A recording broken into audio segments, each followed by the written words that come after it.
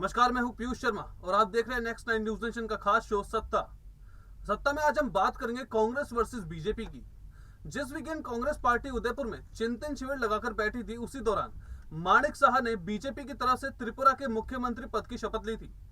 खास बात यह है कि वह कांग्रेस बैकग्राउंड से आते हैं। साह कांग्रेस से जुड़े रहे पूर्वोत्तर के ऐसे चौथे शख्स हैं जो अब एक बीजेपी के सीएम है। आलम यह है कि देश भर में 8 मुख्यमंत्री एक ऐसे समय कांग्रेस रहे हैं। आखिर ऐसा क्या है कि कांग्रेस में जो नेता कमजोर नजर आते हैं वे भाजपा में निखर उठते हैं। कांग्रेस छोड़ने का सिलसिला अभी थमा नहीं है। एक दिन पहले ही गुजरात से हार्दिक पटेल का इस्तीफा आया, जिन्हें कुछ साल पहले भविष्य में कांग्रेस का फेस बताया जा रहा था। ऐसे में कई सवाल उठते हैं कि कांग्रेस से बाहर जाते ही वो क्या चीज है जो उन्हें सफल बना देती है। दूसरा सवाल यह है कि कांग्रेस ऐसा क्या गलत कर रही है जो बीजेपी सही कर रही है। हमारी इस रिपोर्ट में बताएंगे कि उन्होंने लीडरशिप समेत 4 मुख्य पॉइंट पर हम बात करेंगे और यह समझने की कोशिश करेंगे कि इसकी वजह क्या है।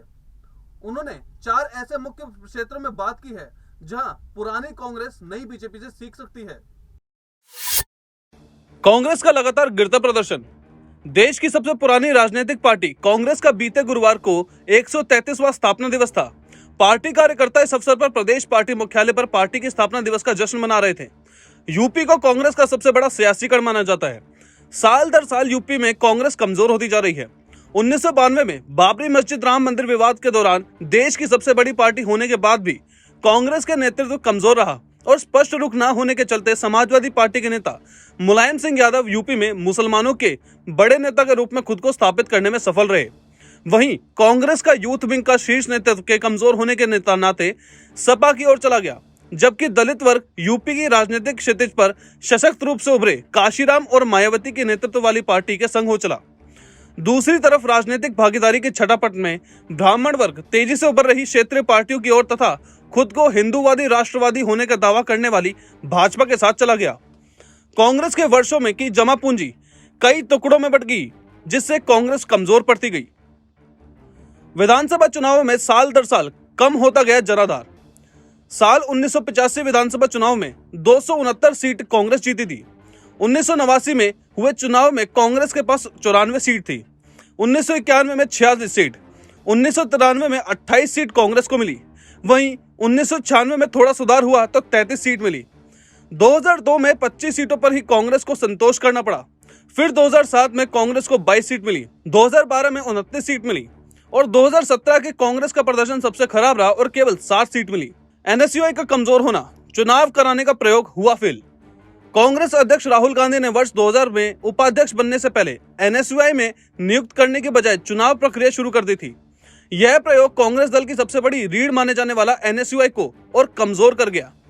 इसके बाद यूपी में कभी यह संगठन सड़क पर प्रदर्शन और संघर्ष करते हुए नहीं देखा गया। भारत की सबसे पुरानी छात्र संगठन एनएसयूआई के 66वें स्थापना दिवस है। राहुल गांधी ने कहा कि केंद्रीय नेतृत्व एनएसयूआई को मजबूत करे, क्योंकि एनएसयूआई मजबूत होगी तो कांग्रेस खुद मजबूत हो जाएगी। कांग्रेस दलित से दूर हुई तो पैदा हुई बीएसपी। 2017 के विधानसभा चुनाव में दलित वोटों के लिए काफी संघर्ष किया, जिसके बाद उन्होंने सपा के साथ गठबंधन किया।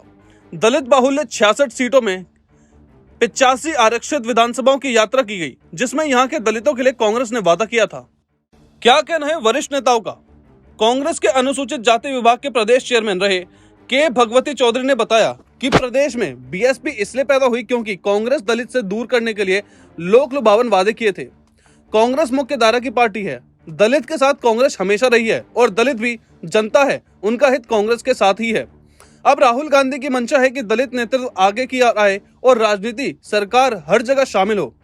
कांग्रेस पार्टी बाबू जगजीवन राम के बाद उसी कद का बड़ा नेता तैयार कर रही है। असंख्य लोकोना अधिकार माटे आंदोलन खूब निष्ठापूर्वक कर्યું હતું।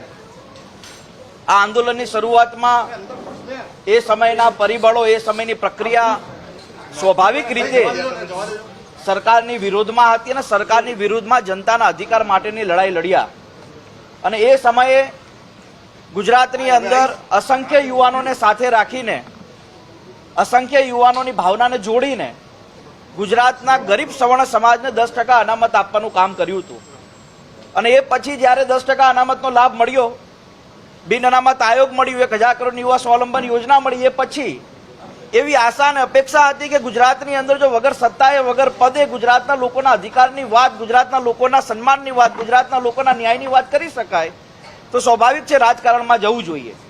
અને આ જ હેતુ સાથે 2019ના માર્ચ મહિનાની અંદર કોંગ્રેસ પાર્ટીમાં જોડાયો હતો. કોંગ્રેસ પાર્ટીમાં જોડાયો ત્યારે એ સપનું હતું કે જે હિત સાથે, જે પ્રયાસ સાથે, જે સપના સાથે કોંગ્રેસમાં આવ્યો છું તો નિશ્ચિત રૂપે ગુજરાતની અંદર ગુજરાતના લોકો માટે ખૂબ આક્રમકતાથી એ લોકોની વાત સારી રીતે કરી શકીશ. 2017ની અંદર અને 2015ની અંદર આ બંને ગુજરાતની ચૂંટણીઓ એવી હતી જે તાલુકા જિલ્લા હોય કે વિધાનસભાની, એ ગુજરાતની અંદર મારા જેવા અસંખ્ય યુવાનોએ જનતાની અંદર એક વિશ્વાસ પેદા કરીને વિપક્ષ હોય તો કંઈક થઈ શકે એવા અવાજ સાથે અમે ગુજરાતની અંદર કોંગ્રેસ પાર્ટીને ફાયદો કરાવ્યો હતો. અને માત્ર હાર્દિક પટેલથી નહીં, એ ચાહે મારા જેવા અસંખ્ય યુવાનો કેમ ના હોય, જે આજે સત્તામાં હોય કે વિપક્ષમાં હોય, બધા જ યુવાનોએ નિષ્ઠાપૂર્વકથી ભાવના સાથે એ પ્રયાસ કર્યો હતો ગુજરાતમાં સારું થાય.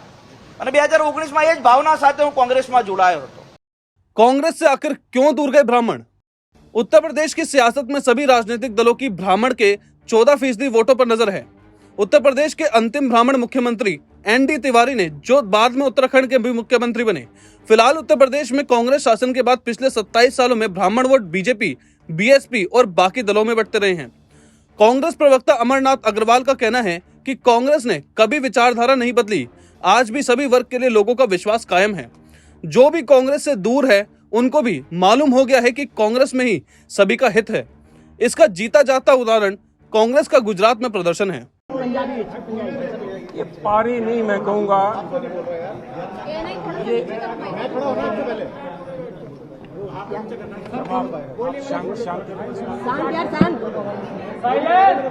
बिल्कुल ये एक नई शुरुआत है. सबसे बात कर रहे हैं हिंदी पंजाबी, आप फैसला करिए.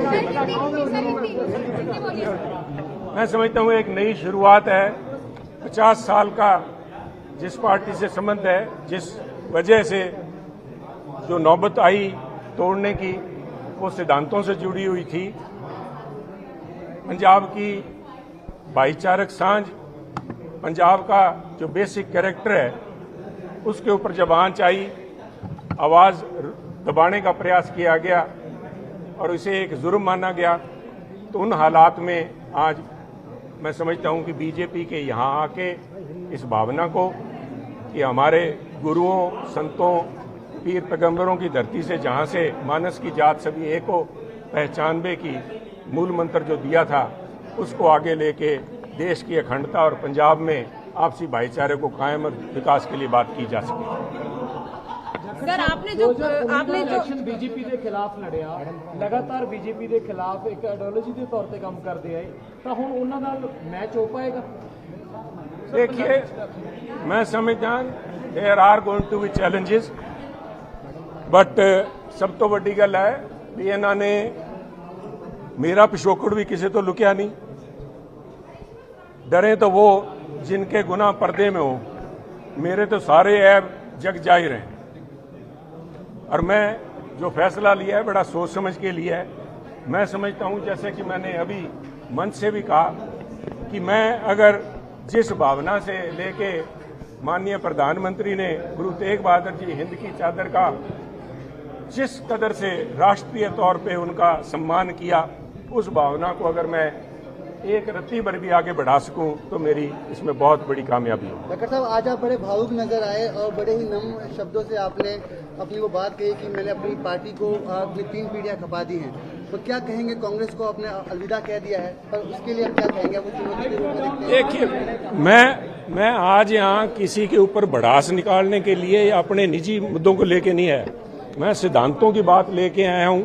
और मैं समझता हूं कि यहाँ बीजेपी में माननीय प्रधानमंत्री के नेतृत्व में, नड्डा साहब के नेतृत्व में पार्टी फैसले ले रही है और फैसलों को इम्प्लीमेंट कर रही है.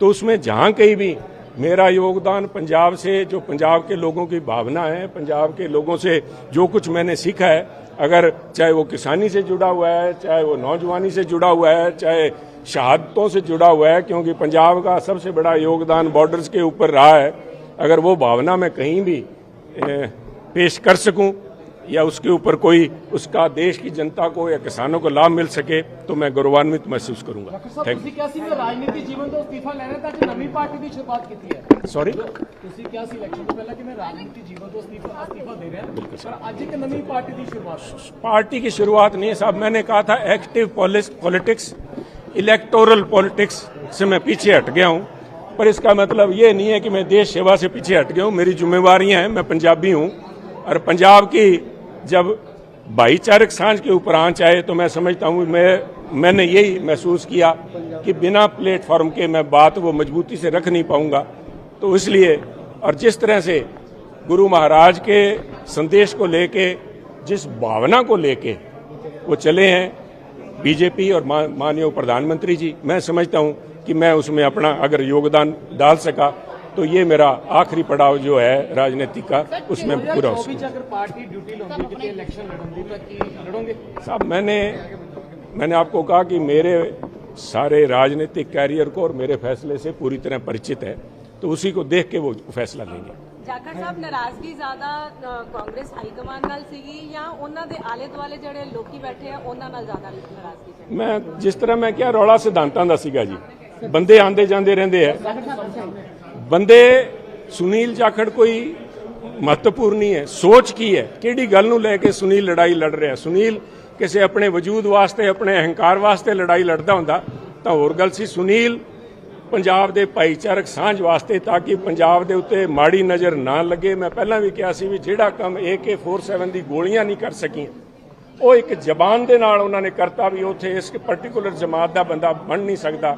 ਉਹਨਾਂ ਨੇ ਮੈਂ ਸਮਝਦਾ ਵੀ ਸਾਰੇ ਸਾਡੇ ਨਾ ਸਿਰਫ ਹਿੰਦੂ ਭਾਈਚਾਰੇ ਦਾ ਬਲਕਿ ਸਿੱਖ ਭਾਈਚਾਰੇ ਦਾ ਅਪਮਾਨ ਕੀਤਾ। ਸਭ ਤੋਂ ਵੱਡਾ ਅਗਰ ਜਿਗਰਾ ਅਗਰ ਕੋਈ ਪਹਿਚਾਣ ਹੈ ਪੰਜਾਬੀਆਂ ਦੀ ਤਾਂ ਉਹ ਹੈ ਵੱਡਾ ਜਿਗਰਾ, ਵੱਡਾ ਦਿਲ ਉਹਨਾਂ ਦਾ। ਉਹਦੇ ਉੱਤੇ ਉਹਨਾਂ ਨੇ ਆਂਚ ਲਈ। ਉਹਨਾਂ ਦਾ ਵੀ ਕਸੂਰ ਨਹੀਂ ਕਿਉਂਕਿ 30 ਸਾਲਾਂ ਤੋਂ ਦਿੱਲੀ ਦੇ ਅੰਦਰ ਬੈਠ ਕੇ ਦਿੱਲੀ ਦੀ ਹਵਾਵਾਂ ਦੇ ਵਿੱਚ ਪੰਜਾਬੀਅਤ ਜੇ ਉਹਨਾਂ 'ਚ ਕਿਤੇ ਭੋਰਾ ਭਰ ਸੀਗੀ ਤੇ ਨਿਕਲ ਗਈ, ਕਿਉਂਕਿ ਜਿਹੜਾ ਪੰਜਾਬ ਨਾਲ ਜੁੜਿਆ ਬੰਦਾ ਹੈ ਉਹ ਇਸ ਕਿਸਮ ਦੀ ओछी ਗੱਲ कर ही नहीं सकता। क्या कहना है एक्सपर्ट्स का? पॉलिटिकल एक्सपर्ट्स व सीनियर पत्रकार उदय सिन्हा कहते हैं कि जब तक क्षेत्रीय पार्टियों की विचारधारा को कांग्रेस टक्कर नहीं देगी तब तक कांग्रेस का दोबारा वापस आना और भाजपा को टक्कर दे पाना मुश्किल है।